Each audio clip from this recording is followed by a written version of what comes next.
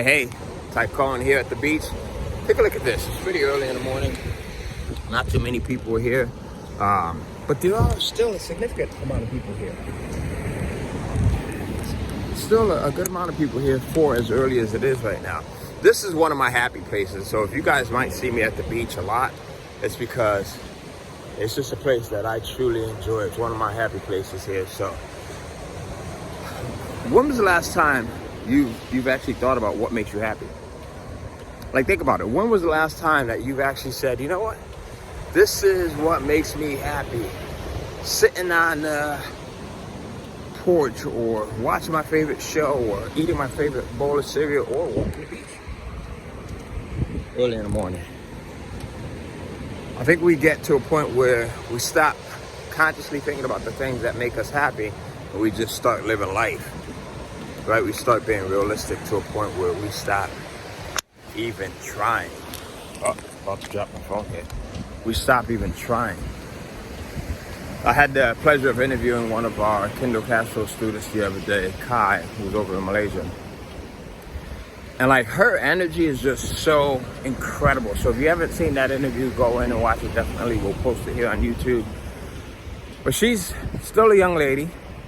She's in her 40s. She's got two amazing, beautiful, smart boys, right? Young kids. And she was like, Ty, you know what?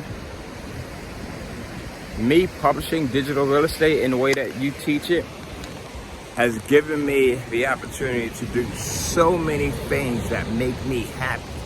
It's given me the opportunity to get my personal time, my space to myself back. I'm like, Kai, okay, so well, what are those things? Right? And then she started rattling off all of these. She's like jujitsu and surfing and gardening and swimming and just all of these things. Pole dancing. That makes her happy, and it just put a smile on my face, because I think we're in a day and age right now where people are just so damn miserable because they don't take time out to themselves. Like, they don't have a chance to take time out to themselves. Remember back when you were a kid, you had the hobbies, you had the things that you did, you put your time into, and regardless of if it was like 30 minutes or 2 or 3 hours, the time didn't seem like it passed, right? It didn't seem like a long time because you enjoyed yourself. That's what I want you to get back to. That's why we talk about finances so much. That's why I talk about, having money and making money and using digital publishing so much. Nobody will tell you this stuff. Like, the finances will allow you to do this, whatever you want to, with whomever you want to, right? The finances will allow you to go surfing, pole dancing, gardening. When you have the and it doesn't have to be a ton of money, guys. Think about it. Like, some of you guys might see people in our community doing $30,000, $40,000 a month with digital publishing. It doesn't have to be this huge amount of money. You know how much money Kai is making a month in Malaysia? With what we teach in the Kindle Castro course, she's making $2,000 a month. But it's enough to replace her income and to give her freedom. It's enough to buy back her time. That's all you need.